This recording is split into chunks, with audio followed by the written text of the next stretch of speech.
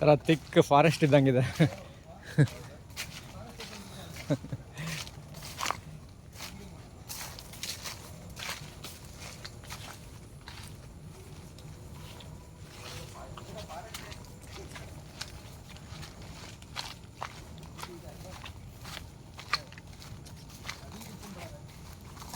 ಕುಂಬಳಕಾಯಿ ಬಳ್ಳಿ ಇದು ಮಾಡಿದ್ದಾರೆ. ಬೂದ್ಗುಂಬಳಕಾಯಿ ಅದು ಬಳ್ಳಿ ಅದಂದ್ರೆ ನಾವೇನಾಗ್ತದೆ ಪೇಟೆಯಿಂದ ತಂದದನ್ನು ಕಟ್ ಮಾಡಿ ಅದರ ತಿರುಳನ್ನು ದನಗಳಿಗೆ ಆಗ್ತದೆ. ದನಗಳಿಗೆ ಏನಾಗ್ತದೆ ಅದು ಹಟ್ಟಿ ಗೊಬ್ಬರದಲ್ಲಿ ಹೋಯ್ತು. ಹಟ್ಟಿ ಗೊಬ್ಬರದಿಂದ ಅದು ಬಂತು ಹಂಗೆ.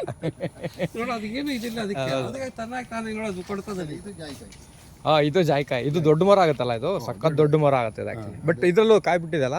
ಇದು ಜಸ್ಟ್ ಒಂದು ಕಾಯಿ ಬಿಟ್ಟಿದೆ 4 years. ಅಲ್ಲಿ ಕೆಳಗಡೆ ತುಂಬಾ ಹೆವಿ ಇಲ್ಡಿಗೆ ಇದು ಉಂಟು. ಹೌದಾ? ಹೋಗು ಮತ್ತೆ ಊಟ ಆಗಿ. ಇದು ಒಂದು ಹಾಕೋಣ ಅಂತ, ಜಾಯಿಕಾಯಿ ಹಾಕೋಣ ಅಂತ. ಜಾಯಿಕಾಯಿ ಟೆಂಪರೇಚರ್ ಎಷ್ಟಿದೆ ಸರ್ ನಿಮ್ಮಲ್ಲಿ? ಆವ್ರೇಜ್ ಒಂದು 32 ಅಂದ್ಕೊಳ್ಳಿ. 32 ಆದರೆ ಸ್ವಲ್ಪ ಅಂದ್ರೆ ಹೊಳೆ ಇದೆ, ಹೊಳೆ ಪಕ್ಕ ಮೇಲು ನೆರಳು ಇದ್ರೆ ನಿಮ್ಮ ಹತ್ರ ಸ್ಪ್ರಿಂಕ್ಲರ್ ಅಥವಾ ಹಾಸ್ ಪೈಪ್ ಅಲ್ಲಿ ನೀವು ನೀರು ಬಿಡುವ ವ್ಯವಸ್ಥೆ ಇದ್ರೆ ಜಾಯಿಕಾಯಿ ಸೂಕ್ತ.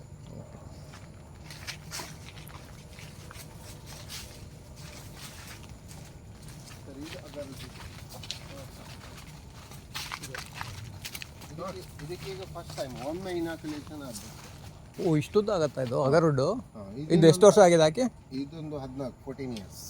ಇನಾಕ್ಯುಲೇಷನ್ ಮಾಡಬೇಕಾ? ಇನಾಕ್ಯುಲೇಷನ್ ಒಮ್ಮೆ ಆಯ್ತು ಸರ್. ಇದು ಆಗಿದೆ. ಎಲ್ಲಿ ಓಪನ್ ಮಾಡಿದ್ದೀರಾ? ಎಷ್ಟು ಅಷ್ಟು ಕಟ್ ಮಾಡಿ ಒಳಗಡೆ ತುಂಬಿದ್ದೀರಾ?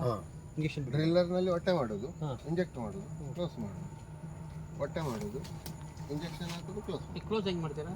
ಅದು ಜೇನ್ ಮೇಣ ಇದೆ ಸರ್. ಅದನ್ನು ಹಾಕಿ ಮೇಲ್ಗಡೆ ಮಾಡಬೇಕಾ? 30 feet ವರೆಗೆ ಉಂಟು. ಅಂದ್ರೆ ಮರ ಹತ್ಕೊಂಡು ಮಾಡ್ಕೊಂಡು ಅದು ಏಣಿ ಇಡು. ಏಣಿ, ಓಕೆ. ಏಣಿ ಇಟ್ಟು ಆಮೇಲೆ ಈ ಪ್ರೂವ್ ಮಾಡ್ಬೇಕೀಗ? ಇಲ್ಲ, ಇದಕ್ಕೆ ಏನು ಇಲ್ಲ ಸರ್. ಇನ್ನೇನಂದ್ರೆ ಅದು ಈಗೆಲ್ಲ ಈಗ ಸಣ್ಣ ಗಿಡಗಳೆಲ್ಲ ಕಟ್ ಮಾಡ್ಬೇಕು. ಇನ್ನೇನಂದ್ರೆ ನೆಕ್ಸ್ಟ್ ಇಯರ್ ಟಾಪ್ ಕಟ್ ಮಾಡಿ ಸರ್. ಒಂದು 30 feet ಇಂದ ಮೇಲೆ ಇರೋದನ್ನು ಟಾಪ್ ಕಟ್ಟಿಂಗ್. ಎಷ್ಟು ಸ್ಟ್ರೈಟ್ ಹೋಗಿದೆ ಅಲ್ಲ ಇದು? ಟಾಪ್ ಕಟ್ಟಿಂಗ್ ಮಾಡಿ ಆಮೇಲೆ ವಾಪಸ್ ಇನಾಕ್ಯುಲೇಷನ್ ಆಗಿ ಏನಂದ್ರೆ ಈ ಗ್ರೀನ್ ಉಂಟಲ್ಲ, ಎಲೆಗಳ ಗ್ರೀನರಿ ಫುಲ್ ಹೋಗ್ಬೇಕು. ಸ್ಕಿನ್ ಒಂಥರ ಡಲ್ ಆಗ್ಬೇಕು. ಆಮೇಲೆ ಅದು ಫುಲ್ ಸಾಯ್ತದೆ ಅಂತ ಆಗುವಾಗ ಕಟ್ ಮಾಡಿ ಅಷ್ಟಾಗುವಾಗ ಅದರ ಕ್ರಿಯೇಷನ್ ಆಗಿದೆ. ಅಂದ್ರೆ ಇವಾಗ ಕೆಳಗಡೆ ಬ್ರಾಂಚ್ ಸುಮಾರು ಇದೆಲ್ಲ, ಈಗ ಅದು ತಡೆಯ ಹೋಗಿದೆ ಈಗ. ಮತ್ತೆ ಹೊಡಿತಾ ಇರುವಾಗ ಓಕೆ.